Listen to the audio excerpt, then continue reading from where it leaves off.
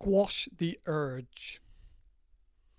Okay, so number one, why suppress the desire to procreate? Well, a lot of the time we procreate because we want to feel valued. We want to feel that I am worthy. I am worthy of love. I have that value of love. I am lovable. I am amazing. And it's kind of wrong to try and get that dopamine hit, that what's the word, that validation from another person, because another person, a woman, doesn't give you your value. You are your value. The value is not from your business, is not from your car. The value is not from your wardrobe or your family name or your beautiful hair. That doesn't give you your value. You give yourself value, with your determination and resilience and your resourcefulness and your creativity and your experiences and your positivity and your empathy and your communication skills. Everything about you is your value. It's really, really important. That's your value. That's who you are. That's your value in the world. Now you got to remember, your value comes from you, not from another person, not from your best friend, not from a woman, not from your business. You are your value. All right? So squashing the urge, the desire to procreate. Unless you're in a relationship that's romantic and you want to keep it going and it's a bit of quid pro quo, a bit of give and take, then yes, okay, share your affection and your love with your partner. But don't go outside seeking it, especially if you're single. Don't go outside looking for it. Don't go on dating apps. Don't go on sites. Don't go cruising the bars. All right? I'll get to that in a moment. But you are your own value is the most important thing. Okay. Also, it helps you to be driven if you can focus and stop looking at women all the time for sex, for that gratification, because it's just a dopamine hit. It's just like, oh, a quick fix. Oh, I'm lovable. No. Your value is you. Is all your values from you, not from having a quick shag with some easy woman that's got some disease. You don't want that. If you think about it really, if you're able to sit down and really think about it, if you look at Mark Zuckerberg, Elon Musk, or anybody else that's got a ton of money and they're driven and they're focused, it's because they don't go out looking for women first. They're not a player. They're not trying to boost their ego by going, oh yeah, I got to have sex with 50 women because I'm amazing. No, your value is you from your inside, from inside you. You are valuable. If you happen to have a woman at this time, awesome, great. They can help bolster you and be a bit of foundation for you and a bit of a guideline to help keep you focused. You are attractive in ourselves, but being broke, tired, or angry isn't the time worth wasting to try and get laid to make yourself feel better. The answer is to build yourself up. Build yourself a business or build yourself a career. Build your confidence. Build your knowledge base. All right? Building everything up. Just getting laid is a short-term distraction. It will not help you be a bigger whole person. All right? It just takes away. I discussed about distractions before. All right. So that's why to suppress the urge just to get laid. All right, it stops you from your goal and from your mission of building yourself up to be the best you can be. All right, that's why a lot of people go to the gym. That's why a lot of people have a mission of work or a mission of climbing mountains. All right, focus and do something strong that you're aiming for. So that's that. Moving on to the next part. When you are ready to find a good woman, like I said, don't go on dating apps, all right? She will find you. Now, I know that's cliche and everybody says that same old BS, but it's true. Yeah, it's true. the fact that you're focused on your life and your mission in life is to go and do this, like Elon Musk or Bill Gates or Mark Zuckerberg or Richard Branson. They're driven to their vision, to their mission, and they attract brilliant people because they can see the mission, they can see the drive. You know, they're not floundering around and wasting their time messing about with distractions. These people are on a mission and they're going somewhere. And when they're going somewhere, they attract a lot of positive energy, if you want to go down that route. But they also attract a lot of women. Women like a man that's on a mission and driven. You know, a woman doesn't want a man that's just sat on his ass at home watching TV and said, I don't know, whatever, I don't care. You know, that doesn't attract a lot of women.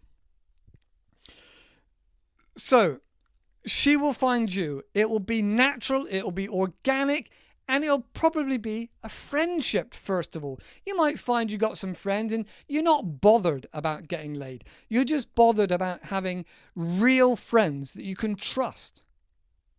And then eventually, one of those, or more, will turn into romance.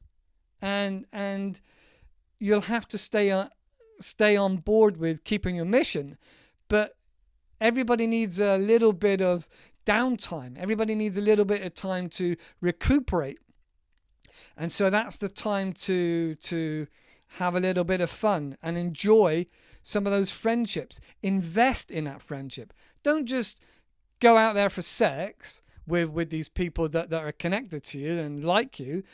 Build on those relationships. All right, it's amazing what you can build when you've got that glue, that collaborative glue that draws people towards you. All right, and be honest and clear with what your goals are. If you never want to have children, then say so up front again and again and again.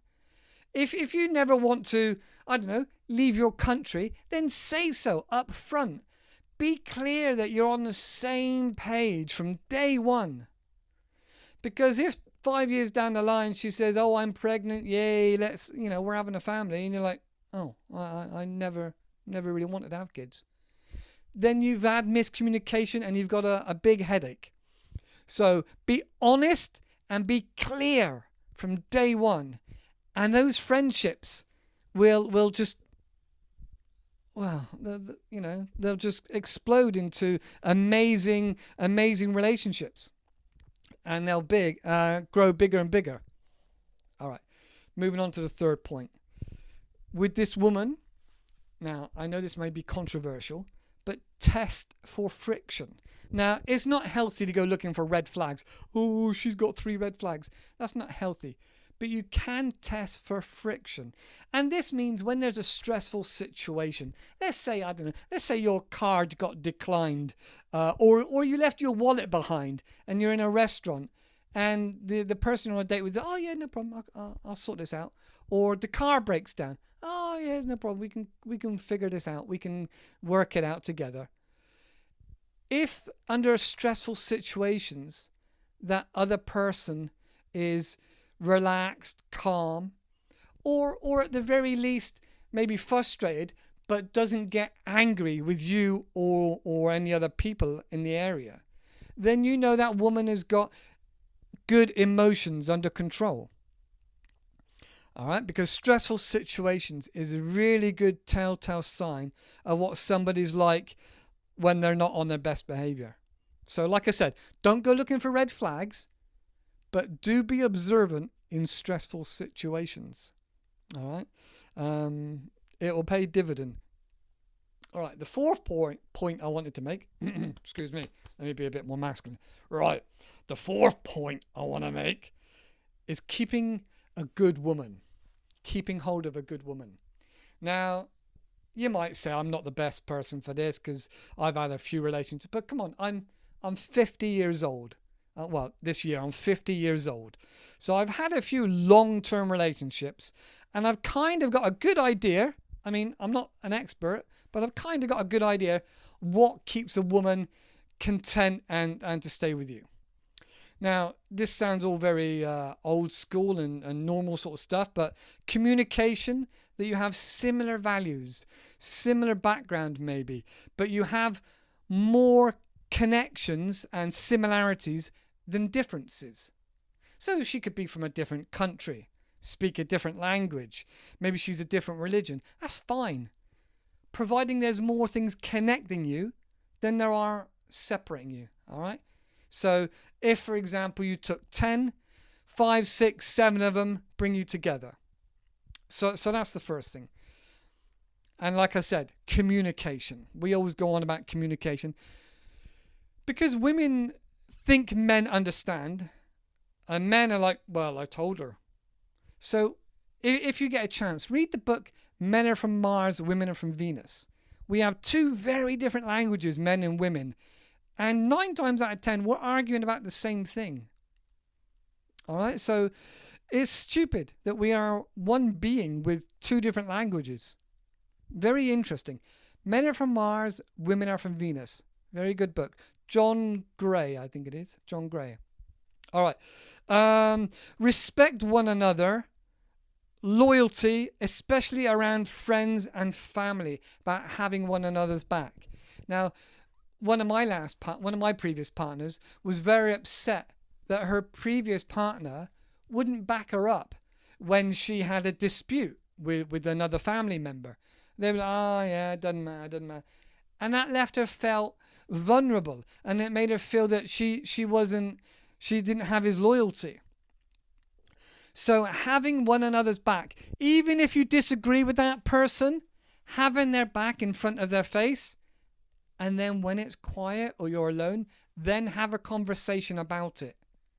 All right? You should never, again, the same in professional life.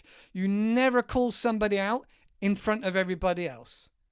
All right? You stick loyalty to your team, and then later, when it's the appropriate time, you have a conversation about it.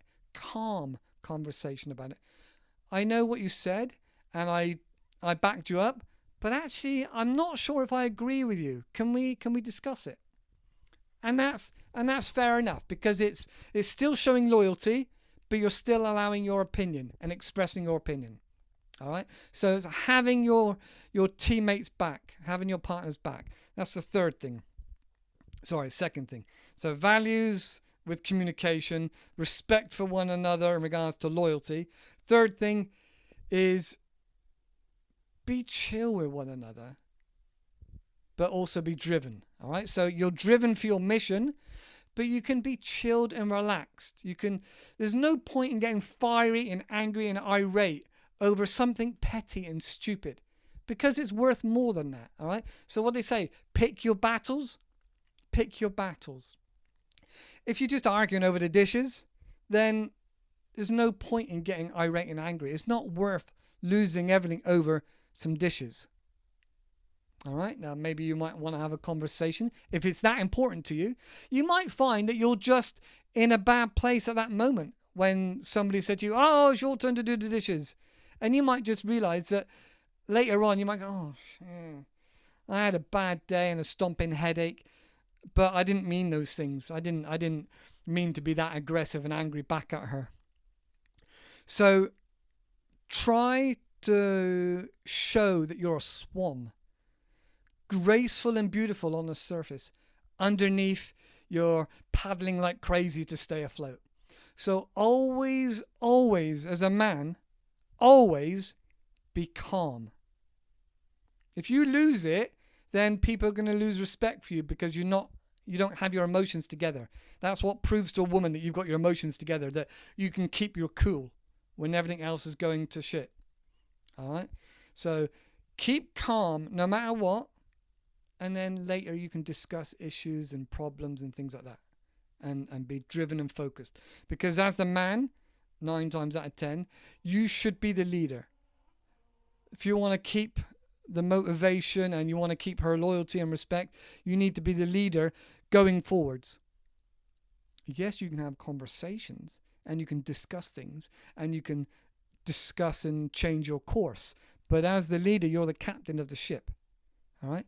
The captain of the ship you make the final decision, because it's responsibility as well. You're taking responsibility for whether you crash that boat into the rocks. So you're listening, but because you're so calm and chilled and you're thinking and taking it all in, you're then able to make a calm, collective choice of where you're going to go with that ship, because you're the captain. All right. Number 4, quality and space. So quality time together, like I said just now about doing stuff together. So if you've got 4 or 5 hobbies, then you do 1 or 2 of them together. So if you have 2 or 3 days a week together, that's brilliant. Maybe you spend every Sunday day together, Sunday night together and Sunday daytime together. But then on a Saturday, you go off and do your own thing, your own sport, your own activity. And then, maybe you spend most weekday evenings together. But you need to have space from one another. You've got to have space. At least 2 evenings in the whole week. You really need to have space. If one person don't want to go out and wants to stay in, that's fine. It's not healthy, but that's fine. You need to have space. That way you're able to have quality time together and do things together, whether it's play badminton, walk the dog, or whatever. You need to do things together and have quality and space away from one another, because you'll kill yourself if you're in each other's faces all the time. Trust me, I can attest to this. All right, moving on. Number 5, the last point. So just to recap, number 1, communication and values. Number 2, respect for one another and loyalty. Yeah. Number 3, chill but be driven. You're the captain of the ship. Number 4, quality space and quality time together. And then number 5, forgiveness. Forgiveness. We all say stuff we don't mean. Every now and then we're having a bad day and we say stuff we don't mean. So remember to be forgiving and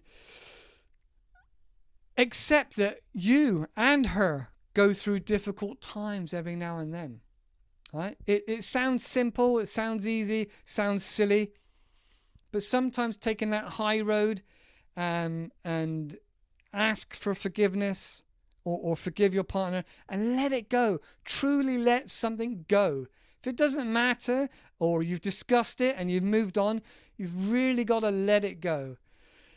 Maybe you need to do some therapy about that. Maybe you need to write a letter that you don't send.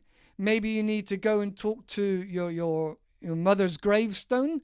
But you need to exercise those demons that you have about the things you're hung up with your partner about. And so you can truly let them go. And forgiveness. All right. So that's why it's important to squash the urge of wanting to procreate and to have sex and have distractions. As how to find a good woman, as how to test a good woman, as how to keep a good woman. But when you're ready. All right, don't go rushing into these things when you're ready. All right, so that's my key takeaways. I hope you find them useful. If you've got some important and interesting takeaways that's worked for you in your life, let me know in the comments below. Or if you think it's a load of horse poo, let me know in the comments. All right, that's it for today. Thank you very much, and I'll see you in the next video. Bye-bye for now. You're still here. That joke doesn't get old, does it? I say it every time. I'm sorry. Again, I apologize for the acoustics. Hello. It's really nice. Big view up there. Really nice. Thank you for joining me after the end of the video. I'm here still in the same place, dog sitting, training these dogs. Oh, some days are hard work. That's why focusing on training them. Not a lot's happened. Not a lot's changed. I'm still working on WordPress and building some websites so I can put my blogs and my podcast up onto RRS feed and move forward with that. That's taking longer than I expected. I'm still planning on buying a bus. I'm looking at how I'm going to renovate it, what I'm going to do with it. and then I want to travel with it, probably around Europe, and then hopefully into Turkey.